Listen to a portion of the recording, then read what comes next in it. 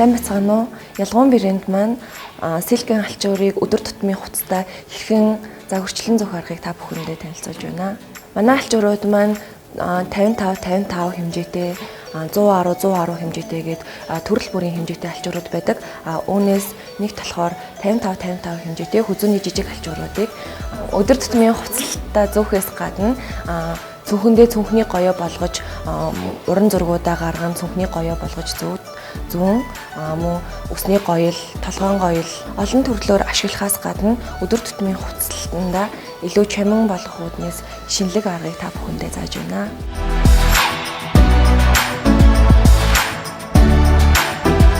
Энэхүү алчуур маань 55 хэмжээтэй алчуур байгаа. Манай силикон алчуурууд маань хамгийн нэмгэн материалтай алчуур бөгөөд өнгө будагнаасаа хамааран зурагнаасаа хамааран шалтгаалan өөр харагддаг байгаа. Энэхүү зураг маань аура гэрлэн бүрхүүлний зураг байгаа. Өөрөө хүний биеийн гэрлэн бүрхүүл эвдрээгүй багтаа ийм төрсөлтэй бүрэн бүтэн байгаасаа гэж бэлэгшээж энэхүү зургийг гаргасан. Та хүзүүнээсээ аура гэрлэн бүрхүүлээ хамгаалах боломжтой болж байгаа гэсэн үг ээ энэ алчуурыг зөөхөд. Энэхүү алчуураараа цэцгийн өдөр тутмын хувцастай илүү чамин тансаг болгохыг та бүхэндээ зааж өгье. 55 хэмжээтэй алчуур байгаа. Хоёр үзүүрийг нь уяад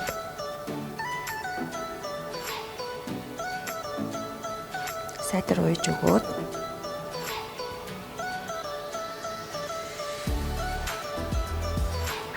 ийм хэмжээ хэлбэртэй болно. Энэ хоёр үзүүрийг нь хооронд нь нийлүүлж өгөх байгаа. За ингээд баруун гартаалдаа хийгээд дотгошоогоо эргүүлэнгүүт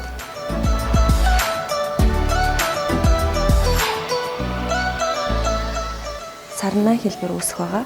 Хоёр үзүүрээ нуглаад эндээ уйснаа ингэж оруулаад сэгсэрч өгнө.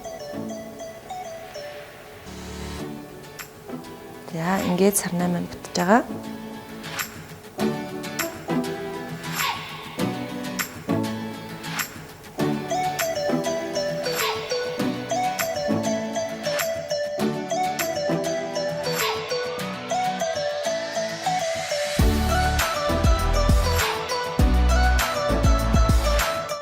Ялгуун брендийн маань шинээр гаргасан бүтээгдэхүүн алчуурны бүгж байгаа. Алчуурны бүгж маань болохоор ерөнхийдөө сайжруулсан ганаар хийгдсэн бүтээгдэхүүн Монгол зурагнуудаар бүтсэн. Энэхүү алчуурны бүгжийг та бүх төрлийн алчуурн дээр зөөх боломжтой. Хүзүүний жижиг, том гэсэн бүх хэмжээнд дээр зөөх боломжтой байгаа.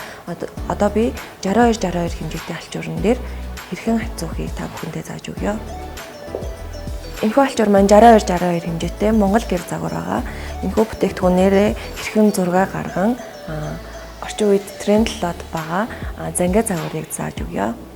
Хамгийн нарийн нараа байвал илүү цэмцгэр Монгол гэр загвар маань өөрөө үзүүрүүдээрээ зургууд нь байдаг учраас зураг нь маш гоёор гарч өгнө.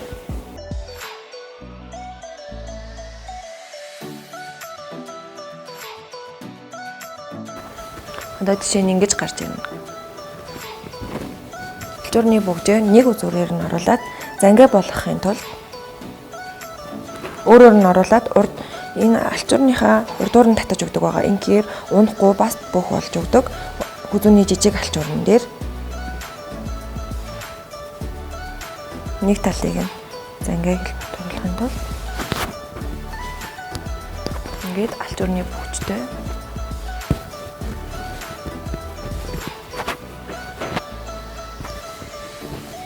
Монгол хатны зурагтай зангаа маань бэлэн боллоо.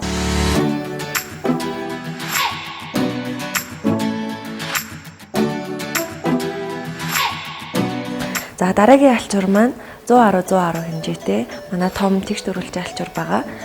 Алчуурны зургийг хэрхэн зөв загварлаг гаргахыг та бүхэндээ харуулъя.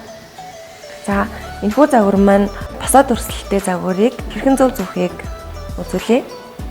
За босоогоор нь хоёр үзүүрийг нийлүүлээд дөрвөн үзүүрийг нийлүүлэн хувцс балтай цувныхаа гадуур зураг гарган хооронд нь зангидж өгдөг байгаа. Ингэснээр манай хатад маань өөртөө босоогоороо гарч ирнэ. Манай босоо зурагтай том алчуурыг мөн өрн дулаан ирж байгаа MAC болон пудуулах гээд нэмгэн хувцсныхаа гадуур нөмрөг болгон ашиглах бас боломжтой.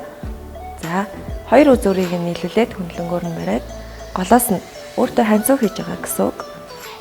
Алчуураараа ханцуу гарган. За, нөгөө зүрийг нь авлаа. Голоос нь уйлаа. Зургийг маш гоё том тодоор нь гаргах үүднээс ингэж зөөх боломжтой.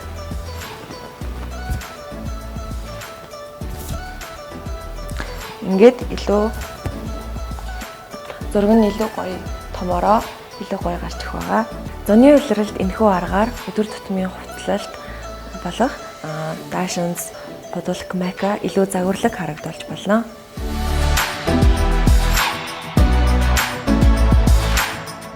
Энэхүү том алчуурыг цөв болтой гадуур хувцсныхаа гадуур хувцалтай илүү загварлаг илүү чаман харагдуулах үүднээс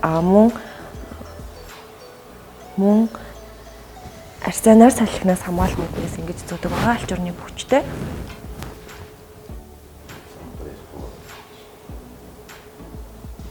Алчуурны бүгж ашиглан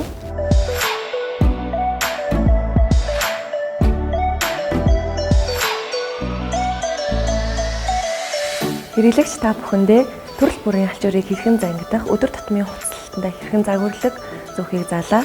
Эрхэмсэг ялган брэндийг сонгон үйлчлүүлдэг та бүхэндээ маш их баярлалаа.